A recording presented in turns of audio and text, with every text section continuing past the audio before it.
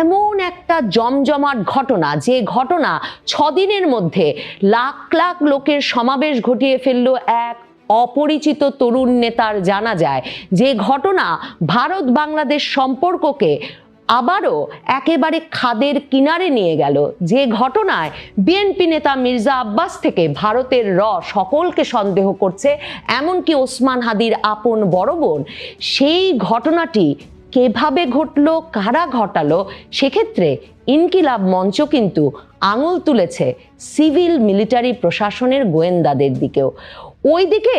চোখ ফেললে হয়তো অনেক ক্ষেত্রেই পরিষ্কার হয় কিভাবে এত দ্রুত যুক্তরাজ্য বসে কোনো সাংবাদিক খবর পেয়ে যান, গুলিকে চালালো, কিভাবে যুক্তরাজ্য বসে একজন সাংবাদিক খবর পেয়ে যান যে খুনি বাংলাদেশে আছে না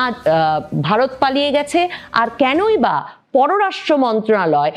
বাংলাদেশের আইন শৃঙ্খলা রক্ষাকারী বাহিনীর কারো কাছে খবর না থাকার পরেও খুনি ভারতে আছে জেনেই ভারতের সঙ্গে সে বিষয়ে যোগাযোগ শুরু করে। ওসমান হাদি হত্যা রহস্য সম্ভবত আরও ঘনীভূত হবে।